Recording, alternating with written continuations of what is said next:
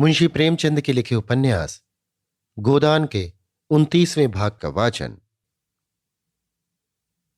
नौहरी उन औरतों में न थी जो नेकी करके दरिया में डाल देती है। उसने नेकी की है तो उसका खूब ढिंढोरा पीटेगी और उससे जितना यश मिल सकता है उससे कुछ ज्यादा ही पाने के लिए हाथ पांव मारेगी। ऐसे आदमी को यश के बदले अपयश और बदनामी ही मिलती है। नेकी न करना बदनामी की बात नहीं, अपनी इच्छा नहीं है या सामर्थ्य नहीं है, इसके लिए कोई हमें बुरा नहीं कह सकता। मगर जब हम नेकी करके उसका एहसान जताने लगते हैं तो वही जिसके साथ हमने नेकी की है हमारा शत्रु हो जाता है और हमारे एहसान को मिटा देना चाहता है। वही नेकी अगर करने वालों के दिल में रहे तो नेकी है, बाहर निकल आए तो बदी है। नौहरी चारों ओर कहती फिरती थी, बेचारा होरी बड़ी मुसीबत में था। बेटी के ब्याह के लिए जमीन रेहन रख रहा था। मैंने उनकी ये दशा देखी तो मुझे दया आई। धनिया से तो जी जलता था, वो राण तो मारे घमंड के धरती पर पांव ही नहीं रखती। बेचारा होरी चिंता से घुला जाता था। मैंने सोचा इस संकट में उसकी कुछ मदद कर दूं। आखिर आदमी ही तो आदमी के काम आता है और होरी तो अब कोई गैर नहीं, मानो चाहे ना मानो। वो तुम्हारे नातेदार हो चुके। रुपए निकाल कर दे दिए, नहीं लड़की अब तक बैठी होती। धनिया भला ये जीत कब सुनने लगी थी। रुपए खैरात दिए थे, बड़ी देने वाली। सूद महाजन भी लेगा, तुम भी लोगी। एहसान काहे का? दूसरों को देती, सूद की जगह मूल भी गायब हो जाता। हमने लिया है तो हाथ में रुपए आते ही नाक पर रख देंगे। हम ही थे कि तुम्हारे घर का बिस उठा के पी गए और कभी मुंह पर नहीं लाए। कोई यहां द्वार पर नहीं खड़ा होने देता था। हमने तुम्हारा मर्जाद बना दिया, तुम्हारे कुल की लाली रख ली। रात के 10 बज गए थे। सावन की अंधेरी घटा छाई थी। सारे गांव में अंधकार था। होरी ने भोजन करके तमाकू पिया और सोने जा रहा था कि भोला आकर खड़ा हो गया। होरी ने पूछा, कैसे चले भोला महतो? जब इसी गांव में रहना है तो क्यों अलग छोटा सा घर नहीं बना लेते? गांव में लोग कैसी कैसी कुत्सा उड़ाया करते हैं। क्या ये तुम्हें अच्छा लगता है? बुरा ना मानना, तुमसे संबंध हो गया है, इसलिए तुम्हारी बदनामी नहीं सुनी जाती। नहीं, मुझे क्या करना था? धनिया उसी समय लोटे में पानी लेकर होरी के सिराहने रखने आई। सुनकर बोली, दूसरा मर्द होता तो ऐसी औरत का सिर काट लेता। होरी ने डांटा, क्यों बेबात की बात करती है? पानी रख दे और जा। आज तू ही कुराहा चलने लगे तो मैं तेरा सिर काट लूं। काटने देगी? धनिया उसे पानी का एक छींटा मारकर बोली, कुराहा चले तुम्हारी बहन, मैं क्यों कुराहा चलने लगी? मैं तो दुनिया की बात कहती हूं, तुम मुझे गालियां देने लगे। अब मुंह मीठा हो गया होगा। औरत चाहे जिस रास्ते जाए मर्द टुकुर टुकुर देखता रहे, ऐसे मर्द को मैं मर्द नहीं कहती। होरी दिल में कटा जाता था। भोला उससे अपना दुख दर्द कहने आया होगा। वो उल्टे उसी पर टूट पड़ी। जरा गर्म होकर बोला, तू जो सारे दिन अपने ही मन की किया करती है तो मैं तेरा क्या बिगाड़ लेता हूं? कुछ कहता हूं तो काटने दौड़ती है, यही सोच। धनिया ने लप्पो चप्पो करना न सीखा था। बोली, औरत घी का घड़ा लुढ़का दे, घर में आग लगा दे, मर्द सह लेगा, लेकिन उसका कुराहा चलना कोई मर्द न सहेगा। भोला दुखित स्वर में बोला, तू बहुत ठीक कहती है धनिया। बेशक मुझे उसका सिर काट लेना चाहिए था, लेकिन अब उतना पौरुख तो नहीं रहा। तू चलकर समझा दे। मैं सब कुछ करके हार गया। जब औरत को बस में रखने का बूता न था तो सगाई क्यों की थी? इसी छीछा लेदर के लिए? क्या सोचते थे वो आकर तुम्हारे पांव दबाएगी, तुम्हें चिलम भर भर कर पिलाएगी और तुम बीमार पड़ोगे तो तुम्हारी सेवा करेगी? तो ऐसा वही औरत कर सकती है जिसने तुम्हारे साथ जवानी का सुख उठाया हो। मेरी समझ में नहीं आता कि तुम उसे देखकर लट्टू कैसे हो गए। कुछ देखभाल तो कर लिया होता कि किस स्वभाव की है, किस रंग ढंग की है। तुम तो भूखे सियार की तरह टूट पड़े। अब तो तुम्हारा धर्म यही है कि गणासे से उसका सिर काट लो। फांसी ही तो पाओगे। फांसी इस छीछा लेदर से अच्छी। भोला के खून में कुछ स्फूर्ति आई। बोला, तो तुम्हारी यही सलाह है? धनिया बोली, हां, मेरी सलाह है। अब 150 बरस तो जियोगे नहीं, समझ लेना इतनी ही उम्र थी। होरी ने अब की जोर से फटकारा, चुप रह, पड़ी आई है वहां से सतवंती बनके। जबरदस्ती चिड़िया तक तो पिंजड़े में रहती नहीं, आदमी क्या रहेगा? तुम उसे छोड़ दो भोला और समझ लो मर गई, और जाकर अपने बाल बच्चों में आराम से रहो। 2 रोटी खाओ और राम का नाम लो। जवानी के सुख अब गए। वो औरत चंचल है, बदनामी और जलन के सिवा तुम उससे कोई सुख ना पाओगे। भोला नौहरी को छोड़ दे असंभव। नौहरी इस समय भी उसकी ओर रोष भरी आंखों से तरेरती हुई जान पड़ती थी, लेकिन नहीं, भोला अब उसे छोड़ ही देगा। जैसा कर रही है उसका फल भोगे। आंखों में आंसू आ गए। बोला, होरी भैया, इस औरत के पीछे मेरी जितनी सांसत हो रही है मैं ही जानता हूं। इसी के पीछे कामता से मेरी लड़ाई हुई। बुढ़ापे में ये दाग भी लगना था, वो लग गया। मुझे रोज ताना देती है कि तुम्हारी तो लड़की निकल गई। मेरी लड़की निकल गई चाहे भाग गई, लेकिन अपने आदमी के साथ पड़ी तो है, उसके सुख दुख की साथिन तो है। उसकी तरह तो मैंने औरत ही नहीं देखी। दूसरों के साथ तो हंसती है, मुझे देखा तो कुप्पे सा मुंह फुला लिया। मैं गरीब आदमी ठहरा, 3-4 आने रोज की मजूरी करता हूं। दूध दही मांस मछली रबड़ी मलाई कहां से लाऊं। भोला यहां से प्रतिज्ञा करके अपने घर गए। अपने बेटों के साथ रहेंगे। बहुत धक्के खा चुके। लेकिन दूसरे दिन प्रातःकाल होरी ने देखा तो भोला दुलारी सहुआइन की दुकान से तमाकू लिए चले जा रहे थे। होरी ने पुकारना उचित न समझा। आसक्ति में आदमी अपने बस में नहीं रहता। वहां से आकर धनिया से बोला, भोला तो अभी वही है। नौरी ने सचमुच इन पर कोई जादू कर दिया है।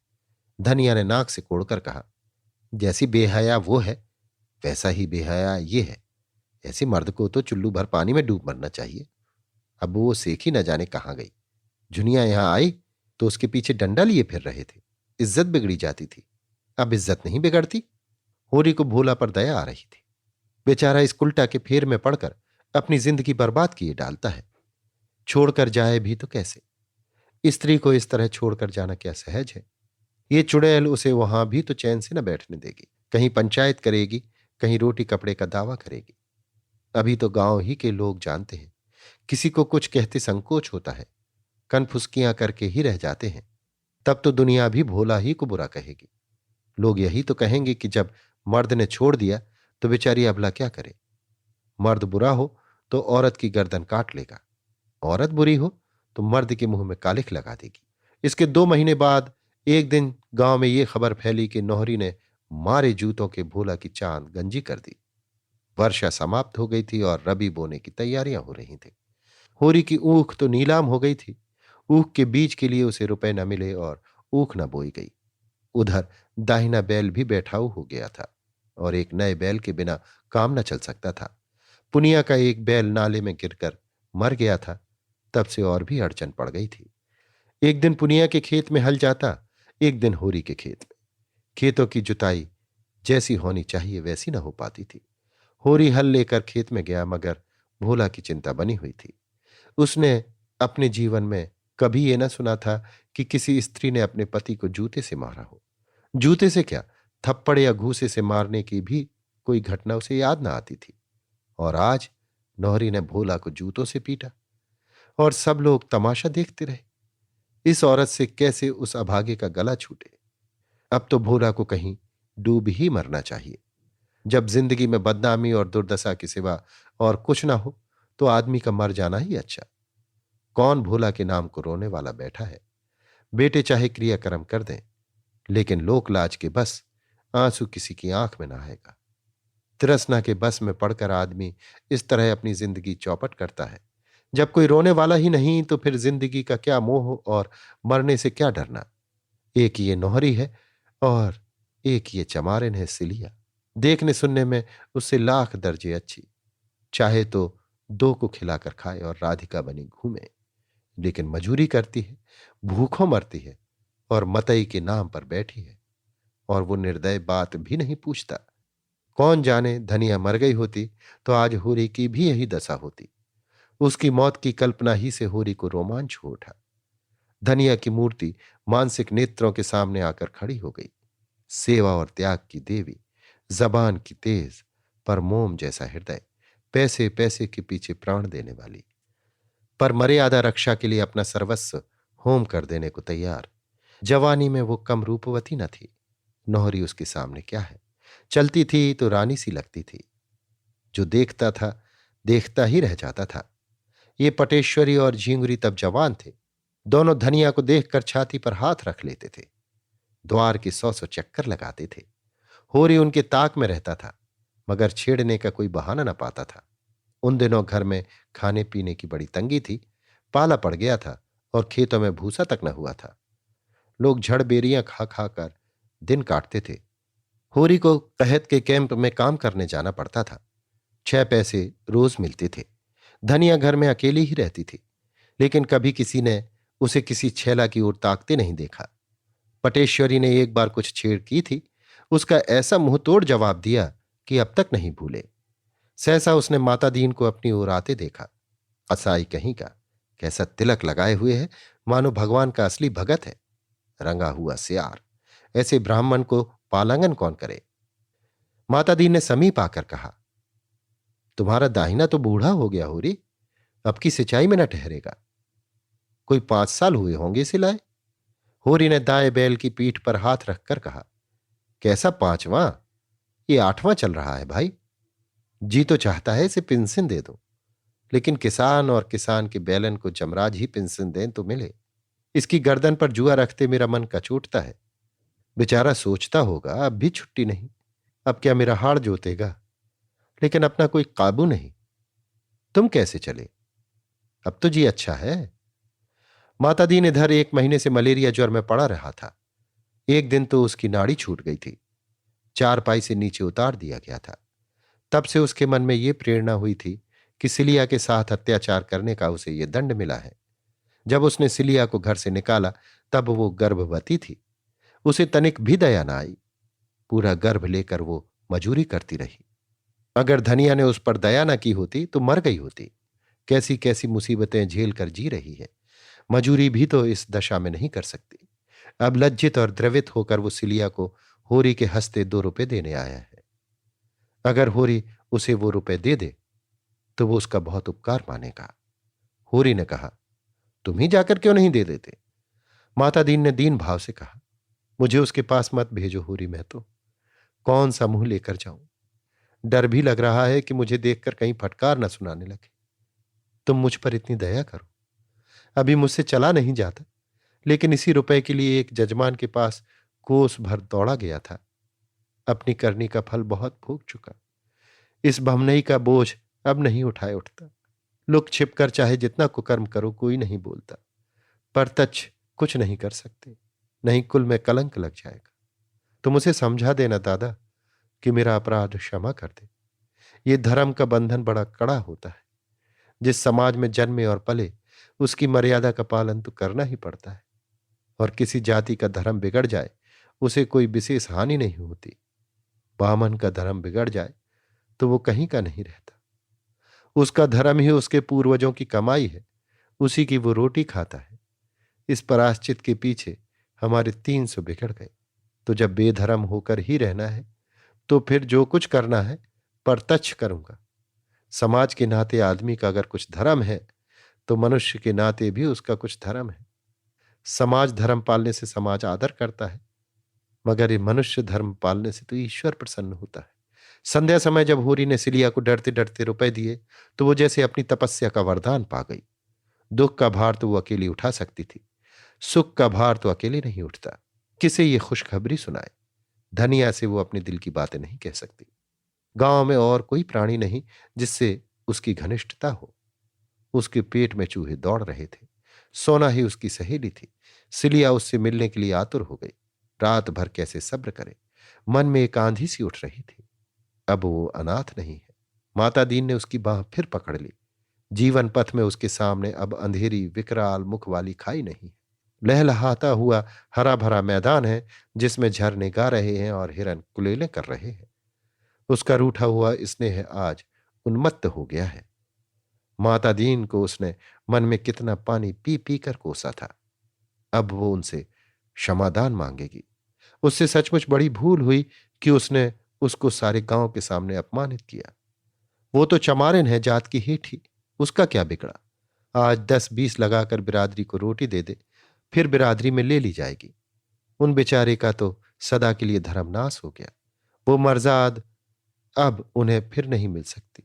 वो क्रोध में कितनी अंधी हो गई थी कि सबसे उनके प्रेम का ढिंढोरा पीटती फिरी। उनका तो धर्म भ्रष्ट हो गया। उन्हें तो क्रोध था ही, उसके सिर पर क्यों भूत सवार हो गया। वो अपने ही घर चली जाती तो कौन बुराई हो जाती। घर में उसे कोई बांध तो न लेता। देश माता दीन की पूजा इसीलिए तो करता है कि वो नेम धर्म से रहते हैं। वही धर्म नष्ट हो गया तो वो क्यों ना उनके खून के प्यासे हो जाते। जरा देर पहले तक उसकी नजर में सारा दोष माता दीन का था और अब सारा दोष अपना था। सहृदयता ने सहृदयता पैदा की। उसने बच्चे को छाती से लगाकर खूब प्यार किया। अब उसे देखकर लज्जा और गिलानी नहीं होती। वो अब केवल उसकी दया का पात्र नहीं, वो अब उसके संपूर्ण मात्र स्नेह और गर्व का अधिकारी है। कार्तिक की रूपहली चांदनी प्रकृति पर मधुर संगीत की भांति छाई हुई थी। सिलिया घर से निकली। वो सोना के पास जाकर ये सुख संवाद सुनाएगी। अब उससे नहीं रहा जाता। अभी तो सांझ हुई है, डोंगी मिल जाएगी। वो कदम बढ़ाती हुई चली। नदी पर आकर देखा तो डोंगी उस पार थी और मांझी का कहीं पता नहीं। चांद घुलकर जैसे नदी में बहा जा रहा था। वो एक क्षण खड़ी सोचती रही, फिर नदी में घुस पड़ी। नदी में कुछ ऐसा ज्यादा पानी तो क्या होगा। उस उल्लास के सागर के सामने वो नदी क्या चीज थी। पानी पहले तो घुटनों तक था, फिर कमर तक आया और अंत में गर्दन तक पहुंच गया। सिलिया डरी कहीं डूब न जाए, कहीं कोई गड्ढा न पड़ जाए, पर उसने जान पर खेलकर पांव आगे बढ़ाया। अब वो मझधार में है। मौत उसके सामने नाच रही है, मगर वो घबराई नहीं। उसे तैरना आता है। लड़कपन में इसी नदी में वो कितनी बार तैर चुकी है। खड़े खड़े नदी को पार भी कर चुकी है। फिर भी उसका कलेजा धक धक कर रहा है। मगर पानी कम होने लगा। अब कोई भय नहीं। उसने जल्दी जल्दी नदी पार की और किनारे पर पहुंचकर अपने कपड़े का पानी निचोड़ा और शीत से कांपती आगे बढ़ी। चारों ओर सन्नाटा था। गीदड़ों की आवाज भी न सुनाई पड़ती थी और सोना से मिलने की मधुर कल्पना उसे उड़ाए लिए जाती थी। मगर उस गांव में पहुंचकर उसे सोना के घर जाते हुए संकोच होने लगा। मथुरा क्या कहेगा, उसके घर वाले क्या कहेंगे। सोना भी बिगड़ेगी कि इतनी रात गए तू क्यों आए। देहातों में दिन भर के थके मांदे किसान सरे शाम ही से सो जाते हैं। सारे गांव में सूता पड़ गया था। मथुरा के घर के द्वार बंद थे। सिलिया किवाड़ न खुलवा सके। लोग उसे इस भेष में देखकर क्या कहेंगे। वहीं द्वार पर अलाव में अभी आग चमक रही थी। सिलिया अपने कपड़े सेंकने लगी। सहसा किवाड़ खुला और मथुरा ने बाहर निकलकर पुकारा, अरे कौन बैठा है अलाव के पास। सिलिया ने जल्दी से अंचल सिर पर खींच लिया और समीप आकर बोली, मैं हूं सिलिया। सिलिया, इतनी रात गए कैसे आई। वहां तो सब कुशल है। हां, सब कुशल है। जी घबरा रहा था, सोचा चलूं सबसे भेंट करती आऊं। दिन को तो छुट्टी ही नहीं मिलती। तो क्या नदी था आकर आई है। और कैसे आती, पानी कम था। मथुरा उसे अंदर ले गया। बरौठे में अंधेरा था। उसने सिलिया का हाथ पकड़कर अपनी ओर खींचा। सिलिया ने झटके से हाथ छुड़ा लिया और रोष से बोली, देखो मथुरा, छेड़ोगे तो मैं सोना से कह दूंगी। तुम मेरे छोटे बहनों ही हो ये समझ लो। मालूम होता है सोना से मन नहीं पड़ता। मथुरा ने उसकी कमर में हाथ डालकर कहा, तुम बहुत निठुर हो सिल्लो। इस बखत कौन देखता है। क्या इसलिए सोना से सुंदर हो। अपने भाग नहीं बखानते हो कि ऐसी इंदर की परी पा गए। अब भौरा बनने को मन चला है। उससे कह दूं तो तुम्हारा मुंह ना देखे। मथुरा लंपट नहीं था। सोना से उसे प्रेम भी था। इस वक्त अंधेरा और एकांत और सिलिया का यौवन देखकर उसका मन चंचल हो उठा था। ये तंबीह पाकर होश में आ गया। सिलिया को छोड़ता हुआ बोला, तुम्हारे पैरों पड़ता हूं सिल्लो, उससे न कहना। अभी जो सजा चाहो दे दो। सिल्लो को उस पर दया आ गई। धीरे से उसके मुंह पर चपत जमा कर बोली, इसकी सजा यही है कि फिर मुझसे शरारत न करना, ना और किसी से करना। नहीं सोना तुम्हारे हाथ से निकल जाएगी। मैं कसम खाता हूं सिल्लो, अब कभी ऐसा ना होगा। उसकी आवाज में याचना थी। सिल्लो का मन आंदोलित होने लगा। उसकी दया सरस होने लगी। और जो करो तो तुम जो चाहना करना। सिल्लो का मुंह उसके मुंह के पास आ गया था और दोनों की सांस और आवाज और देह में कंपन हो रहा था। सहसा सोना ने पुकारा, किससे बातें करते हो वहां। सिल्लो पीछे हट गई। मथुरा आगे बढ़कर आंगन में आ गया और बोला, सिल्लो तुम्हारे गांव से आई है। सिल्लो भी पीछे पीछे आकर आंगन में खड़ी हो गई। उसने देखा सोना यहां कितने आराम से रहती है।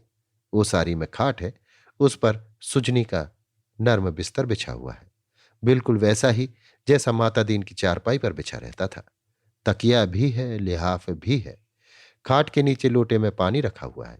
आंगन में ज्योत्सना ने आईना सा बिछा रखा है। एक कोने में तुलसी का चबूतरा है, दूसरी ओर ज्वार के ठेठों के कई बोझ दीवार से लगाकर रखे हैं। बीच में पुआलों के गड्ढे हैं। समीप ही ओखल है जिसके पास कूटा हुआ धान पड़ा हुआ है। खपरेल पर लौकी की बेल चढ़ी हुई है और कई लौकियां ऊपर चमक रही हैं। दूसरी ओर की ओसारी में एक गाय बंधी हुई है।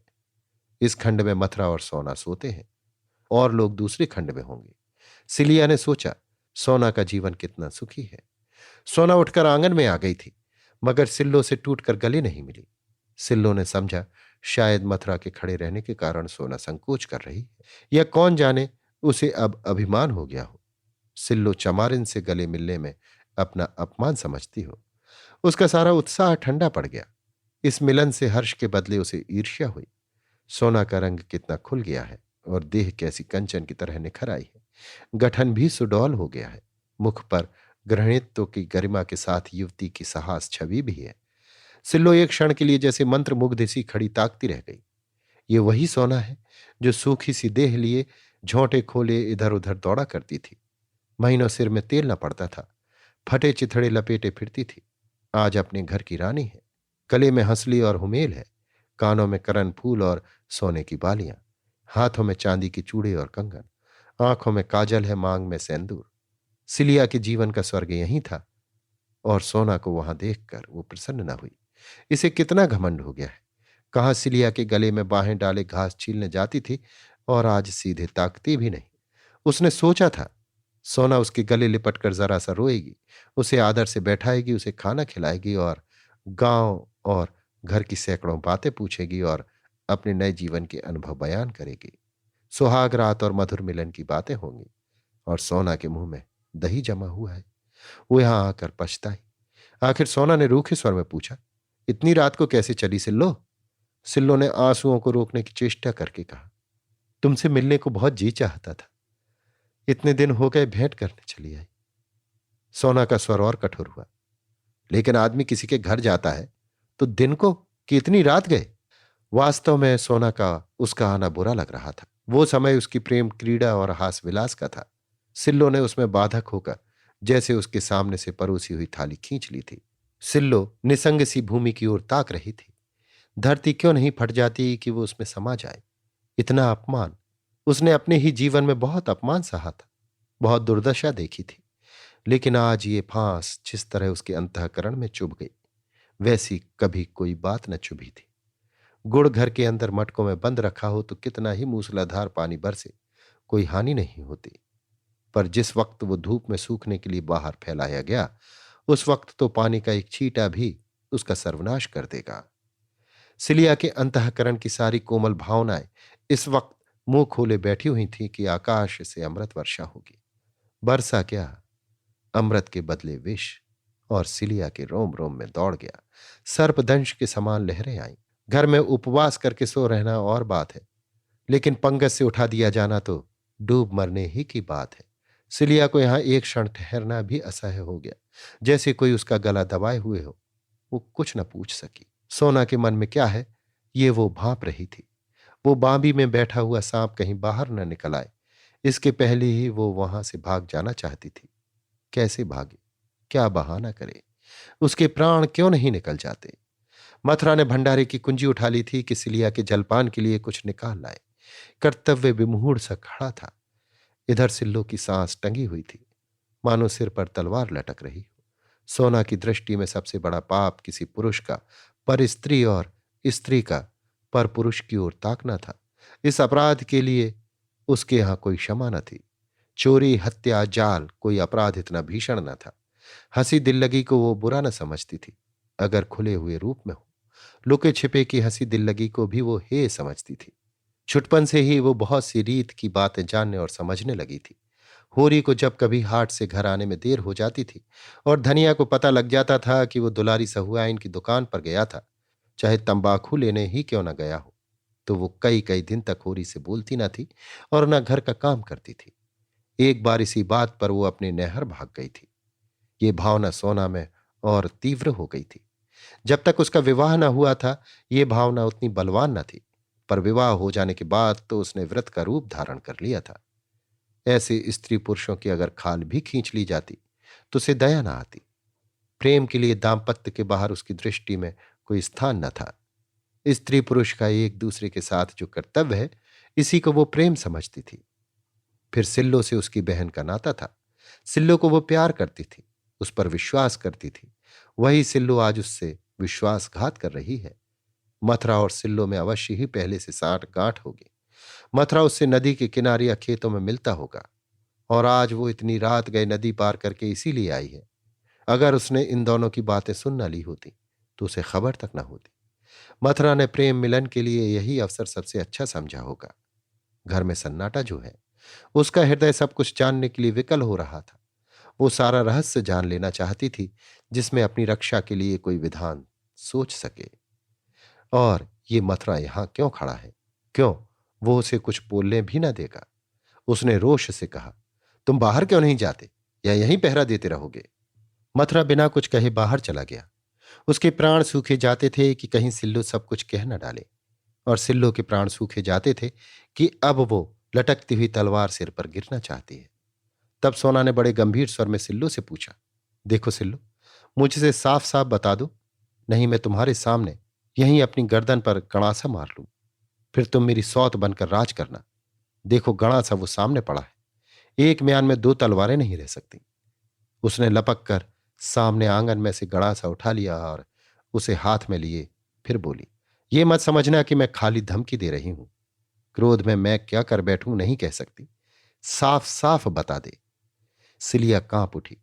एक एक शब्द उसके मुंह से निकल पड़ा, मानो ग्रामोफोन में भरी हुई आवाज हो। वो एक शब्द भी न छिपा सकी। सोना के चेहरे पर भीषण संकल्प खेल रहा था, मानो खून सवार हो। सोना ने उसकी ओर बरछी किसी चुभने वाली आंखों से देखा, मानो कटार का आघात करती हुई बोली, ठीक ठीक कहती हो? बिल्कुल ठीक, अपने बच्चे की कसम। कुछ छिपाया तो नहीं? अगर मैंने रत्ती भर छिपाया हो तो मेरी आंखें फूट जाए। तुमने उस पापी को लात क्यों नहीं मारी? उसे दांत क्यों नहीं काट लिया? उसका खून क्यों नहीं पी लिया? चिल्लाई क्यों नहीं? सिल्लो क्या जवाब दे? सोना ने उन्मादनी की भांति अंगारे की सी आंखें निकाल कर कहा, बोलती क्यों नहीं? क्यों तूने उसकी नाक दांतों से नहीं काट ली? क्यों नहीं दोनों हाथों से उसका गला दबा दिया? तब मैं तेरे चरणों पर सिर झुकाती। अब तो तुम मेरी आंखों में हरजाई हो, निरी बेसवा। अगर यही करना था तो माता दीन का नाम क्यों कलंकित कर रही है? क्यों किसी को लेकर बैठ नहीं जाती? क्यों अपने घर नहीं चली गई? यही तो तेरे घर वाले चाहते थे। तू उपले और घास लेकर बाजार जाती, वहां से रुपए लाती और तेरा बाप बैठा उसी रुपए की ताड़ी पीता। फिर क्यों उस ब्राह्मण का अपमान कराया? क्यों उसकी आबरू में बट्टा लगाया? क्यों सतवंती बनी बैठी हो? जब अकेले नहीं रहा जाता तो किसी से सगाई क्यों नहीं कर लेती? क्यों नदी तालाब में डूब नहीं मरती? क्यों दूसरों के जीवन में विष घोलती है? आज मैं तुझसे कह देती हूं कि अगर इस तरह की बात फिर हुई और मुझे पता लगा तो हम तीनों में से एक भी जीते न रहेंगे। बस अब मुंह में कालिख लगाकर जाओ। आज से मेरे और तुम्हारे बीच में कोई नाता नहीं रहा। सिल्लो धीरे से उठी और संभल कर खड़ी हुई।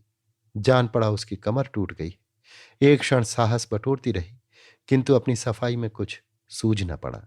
आंखों के सामने अंधेरा था, सिर में चक्कर, कंठ सूख रहा था और सारी देह सुन्न हो गई थी, मानो रोम छिद्रों से प्राण उड़े जा रहे हो।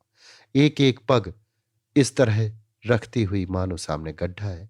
वो बाहर आई और नदी की ओर चली। द्वार पर मथुरा खड़ा था। बोला, इस वक्त कहां जाती हो सिल्लो? सिल्लो ने कोई जवाब न दिया। मथुरा ने भी फिर कुछ न पूछा। वही रुपहली चांदनी अब भी छाई हुई थी। नदी की लहरें अब भी चांद की किरणों में नहा रही थी, और सिल्लो विक्षिप्त सी स्वप्न छाया की भांति नदी में चली जा रही थी। अभी आप सुन रहे थे मुंशी प्रेमचंद के लिखे उपन्यास गोदान के 29वें भाग का वाचन